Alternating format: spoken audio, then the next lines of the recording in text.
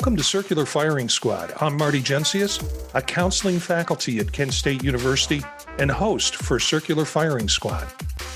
Tonight, we've got a smaller group. We've got 4 members, 4 questions, and 4 answers for each question. Questions are generated by each squad member and run from the weighty to the wacky. Let's do a roll call and see who's with us tonight. Hi, everybody. Elliot Ingersoll, professor of counseling at Cleveland State University and co-host of Apply Topically. Hi, Stephanie Martyr, practicing clinical counselor, doctoral candidate at Kent State University, and co-host of Grad School Deconstructed. Hey, everyone. Jen Cook, assistant professor, Marquette University, counselor education and counseling psychology. And I drew the short straw, so I have the first question this week. My question for the group is, when working with students, are you supporting passion over practical or practical over passion? I really like this question because I actually had bifurcated my experiences with people who were exploring the program and students who were starting. And I would try to get a feel. In theology, we would say that some people have a sense of, some students come in with that. And I would say, to your question, that's passion. And I try to support them along that route. But other people come in with a more utilitarian, where's the greatest need? Where's the job market? Where's the longevity in the job market? What's the salary? And I'm like, okay, well, I can sort this with you through that, I feel like there should have been some career counseling theorist who would have sorted that out. But for me, most of the people, they do kind of tend toward one another. So I try to meet them. I try to meet them where they're at. Stephanie. I interpreted this question a little bit differently. I was thinking about it as far as their interests go. If they had a passion for some maybe unconventional theory that's being used, but they're really not going to get a job necessarily. So I was thinking about it, and if they wanted to go off that way or, stay learning how to counsel anxiety for the rest of their life, because they would always have a job and that might be practical. And I really was thinking that I try to find a way that they can be passionate. You have to learn the practical before you can really evolve anyways, at least to understand. So when you follow that passion, you can kind of bring everything together. So how can you practically, practice your passion or making your passion practical? How are you going to make it work for you? And so you can use both, and it's not necessarily one over the other. What about you, Jen? Well, I was thinking about Elliot's response about kind of the balance of what people show up with. And one of the things I've noticed is I feel like I have a higher percentage of passion people. And I don't know if that's the type of students that we at our university attract or what the case may be. Maybe it's generational. We get a lot of traditional age students. So typically right out of undergrad is the vast majority. But I have this feeling of wanting to always foster passion, bring passion. I don't think I do anything kind of without passion, because if I don't have any passion, it kind of results in a lack of motivation. But I do spend a lot of time in the practical realm, especially when it comes to career discernment of what direction they want to take their degree. But also when people are wanting to go to doctoral programs post-graduation. We have a very high percentage that explore that. And there's a lot of practical conversations that come with that of, do you need this degree? Like, can you do what it is that you want to do to fulfill your passion without obtaining another degree that's going to keep you out of the workforce for another 3 to 6 years, depending on what that additional degree is? The same with those who are going the route of becoming professional counselors. There seems to be a lot of, and I'm going to use the term, and y'all can tell me what you think about it, but I think there's a lot of predatory practice out there of hiring new graduates as contractors. And I don't see that as practical. They need supervision included. They need insurance. They need somebody paying their dang taxes for them. They're not ready to manage all of that in the midst of trying to build clientele. And so that's one of the most practical conversations I have regularly of post-graduation. Are you getting supervision? Are you getting a wage that is decent enough for living? Are you going to be able to move towards licensure in a way that is practical? So trying to foster that passion while at the same time saying, hey, like you have to pay your bills. And if you don't know how many clients you're going to have and you're not going to get paid until Medicaid reimbursement comes in, that's not going to work for you as a new grad who's having to pay back student loans. So absolutely a balance of both. But I think I spend a lot of time trying to foster the practical because the passion usually seems to be present. Now, all of you took this in a way I didn't expect, and that's good because I think you've got great answers. I'm going to sound really cheap and tawdry when I say this.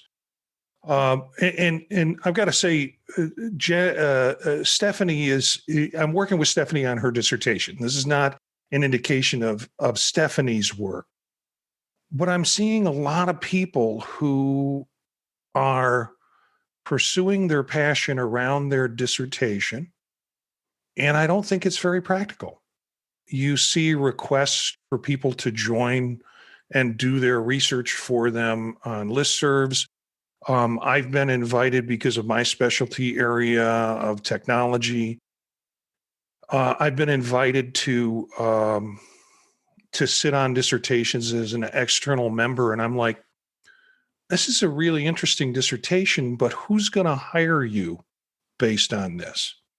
So for me, that question about practical versus passion, I think you need to be practical. You need to make yourself hireable.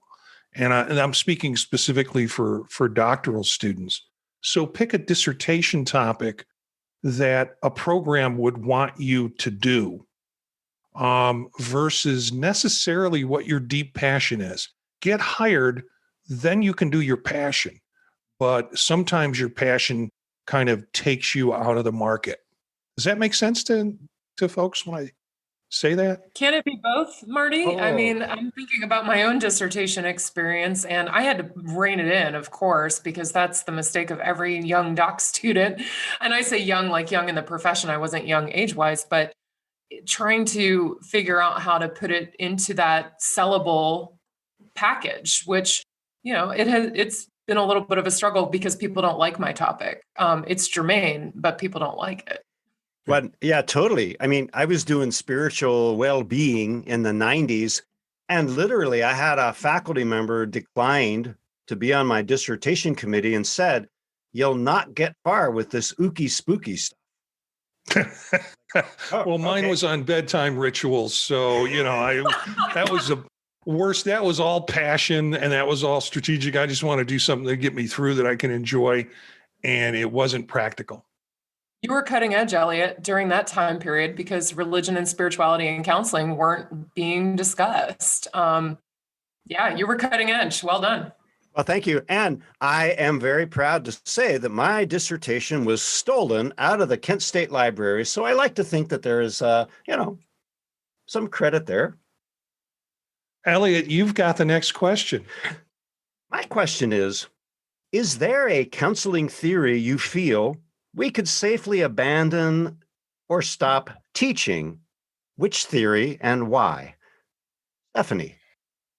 I meant to give this one more thought before we got together for this discussion, because I think this is the only one that doesn't pop in my head. I think, also I'm in that delicate time before I have been employed by a university, and I don't want to talk myself out of employment. But no, just, I know that there are certain theories that some argue are not theories and that has merit or not. So maybe that would be something to remove. But can I pass? I need to think about this. This one's not happening for me the way that I'd like to have an answer. And I'm just going to keep stumbling over my words. So let me think about it. Maybe I'll come back around, but maybe my answer is I need a minute. Totally fair enough. Well, I'll jump in then. I'm going to make the very unpopular choice and say none of them. They all need to be taught. From an historical perspective, I think students really need to understand when the theories were developed and in the historical context in which they were developed. And we have this really interesting time in history where a lot of our theories popped up at the same time. When you look at like the 50s and 60s, man, that was the time. And those are the meat of the theories that we teach. And so if you kind of follow them along and you're thinking about what's happening during that time, a lot of them make a lot of sense. And that doesn't necessarily mean we need to practice them. I don't know how practical in this day and age Gestalt is, but do I think students need to know about it because I think it influences practice? Absolutely. There's some really great things about Gestalt, but there's also some practicality for modern day that most people are not that interested in. But I think that knowing your roots, knowing where you come from, fills a number of functions. One of which is that you're not practicing without a grounding, number one. Number two, if you think like if you're coming up with some great idea as a clinician in terms of a theoretical approach or intervention approaches, has it already been done? Are you paying attention to your history? Where in which are you grounded? So I know that our semesters are short, and even just using the major theorists, you clip along pretty quickly to be able to get to them. But I would actually say that they need to stay. Jen, I'm right in the same boat with you. I mean, that's what I wrote up for my answer. No, none of them. And even I would say let's not throw out narrative, cognitive behavioral therapy, or solution focused, although that might be top on my list. But you and I might disagree a little bit about Gestalt.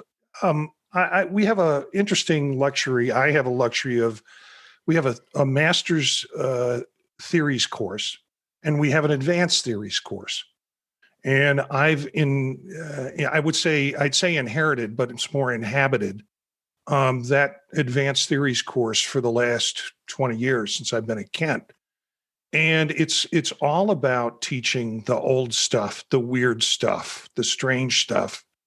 And I think you needed to kind of broaden people's sense of where meaning comes from in those theories. What were people thinking?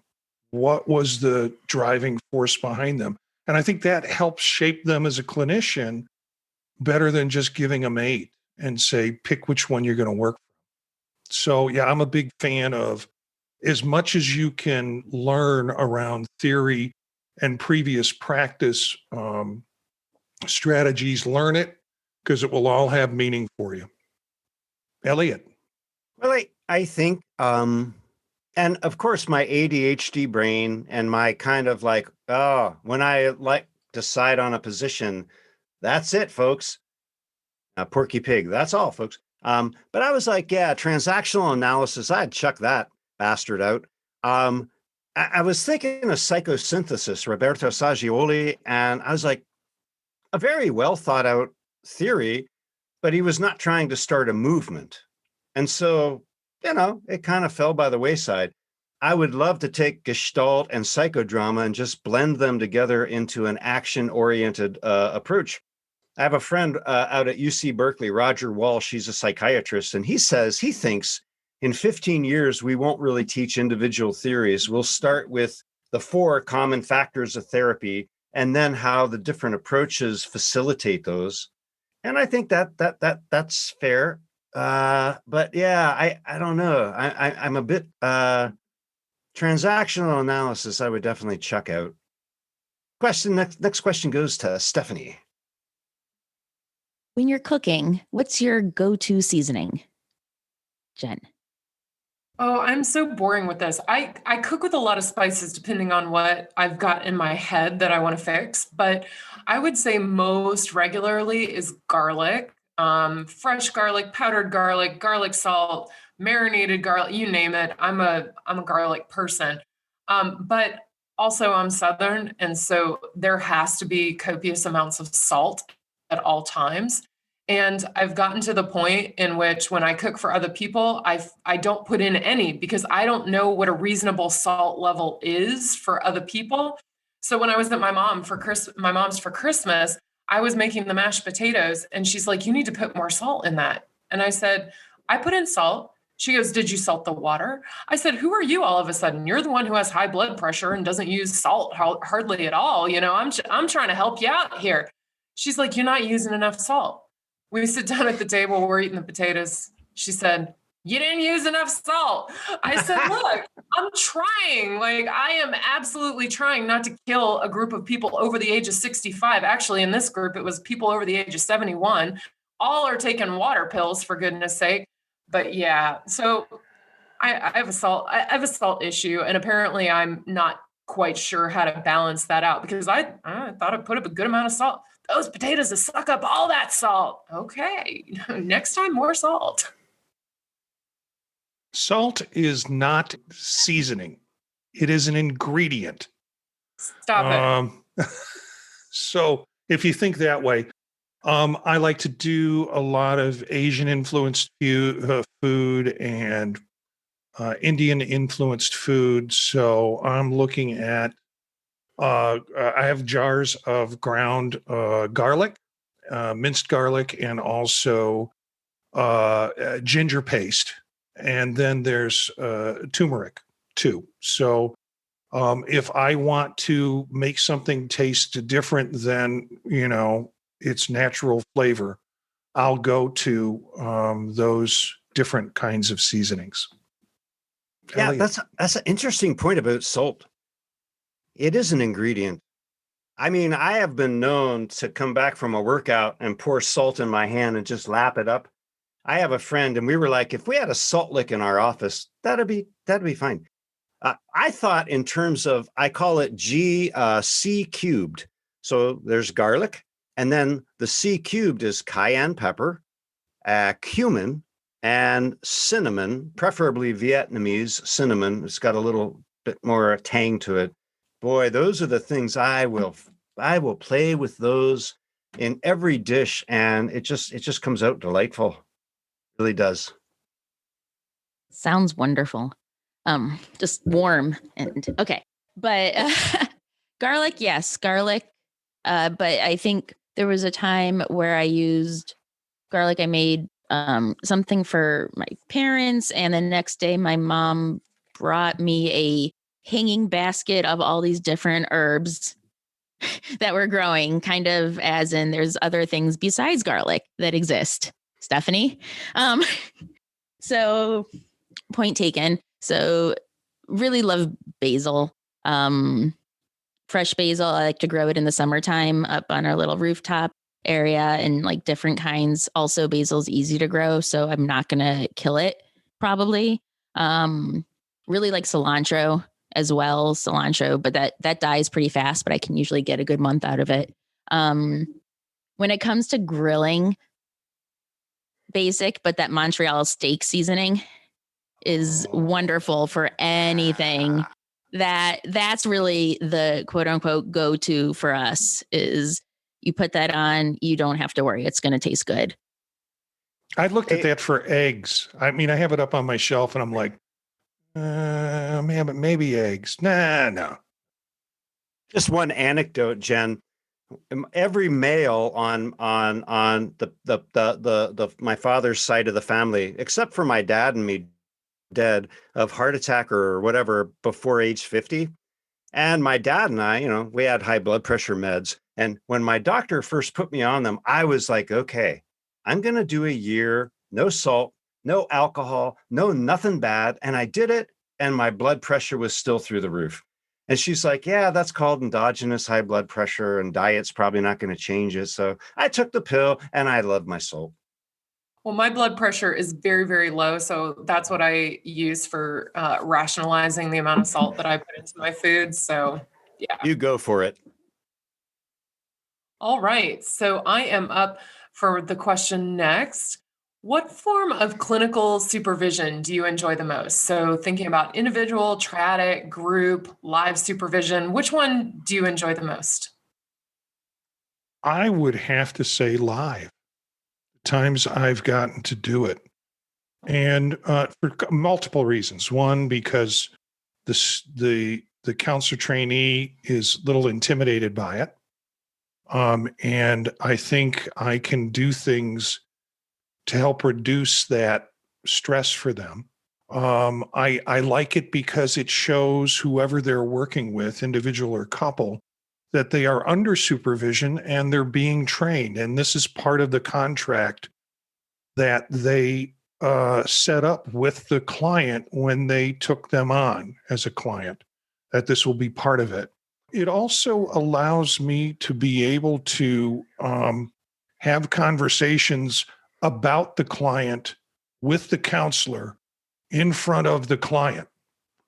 So, you're in a sense fishbowling them in a way, and that can be very powerful. And then sometimes it's real strategic when I've worked with a counselor who's dealing maybe with a couple and they have some impasse with the couple. I can come in and do the dirty work through talking about the impressions I have and then leave the room. And it's on me, it's not on the counselor. So I just think there's so much in terms of the dynamic that you can do to push things along. Elliot? I'm with you, Marty. Live, I think, is my favorite. And I've almost found my supervisees, I'm like, no, you go for it.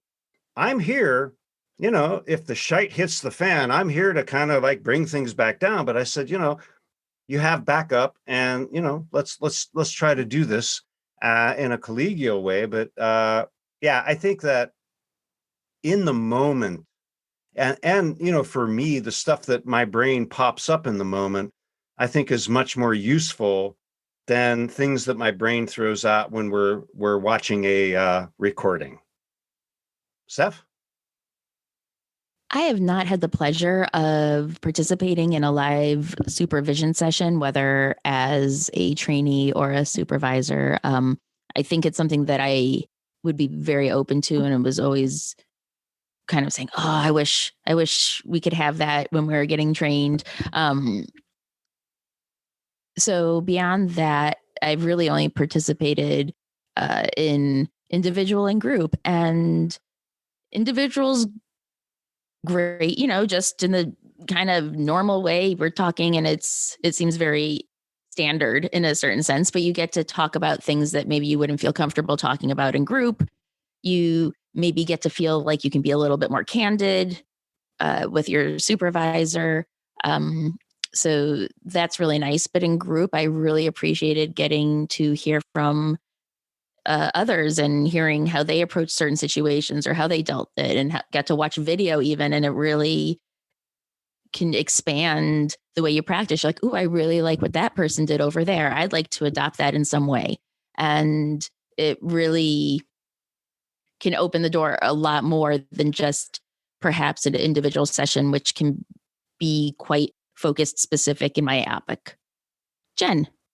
I asked this question because I absolutely love supervision. I love all forms of it, but I am blown away that both the two people on here who have exposure to live supervision called out live as their favorites, because honestly, live supervision is my absolute favorite. Now, I was trained as a couple and family therapist. And so I went through all of what Marty is talking about of reflecting team and coming into the room and letting the clients come to observation and all of that kind of thing. And I love that. But I have to tell you, as a trainee, to sit in the room and you knew there were people behind the glass, it was also being recorded. And this is before we didn't have the bug in the eye at this point. We had the old school phones, like the kind that used to be rotary, but they had cracked off the rotary part, and it had a little light on it, and it would make a clicking sound. And if you weren't sitting to where you could see the light, you'd have to like pay attention to hopefully hearing the clicking sound. And, I think we've all talked about how ADHD I am, and I'm often doing something else and I'm distracted. And so the client would say to me, they'd be like, "Jen, I think they want to talk to you, and I would pick up the phone. And, the way that we did it in my training clinic as a master student is you were told to do something by the supervisor, you would say thank you and have to do it. I mean, that was sort of the rule, if they tell you to do something, you do it. And it really challenged my ability to take feedback in a very different way. because sometimes you'd really have to process it. Even if it was a direct instruction, you still had to put it into your own words and figure out, how am I going to do this? And inevitably, I think it made me a stronger clinician. I was also trained to be a supervisor using live supervision before I went to my doctoral program. And then within my doctoral program, I did live supervision every spring and did individual and triadic every semester and did some group stuff. And I, of course, still teach practicum and do triadic supervision. But my second favorite is triadic, because you get to play on the relationship of the supervisees with you and then also between them.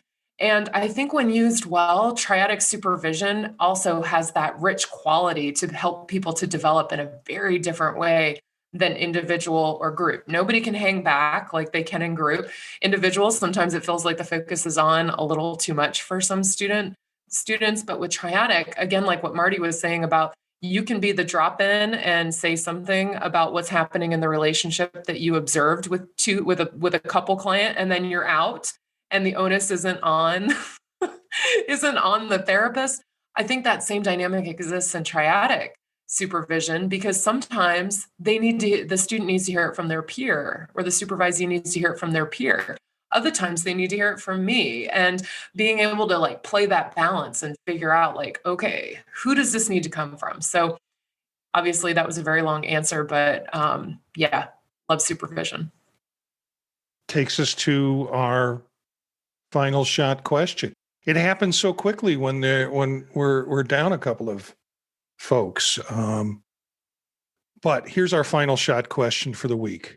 You are an assassin. What method, technique, or weapon are you an expert in? This actually jives really well with my fiction that I am working on. And I totally locked into this. This is going to be a longer answer than is probably appropriate for a final shot. But Stephen King said, when characters emerge in your mind brain and start telling you their story, write it.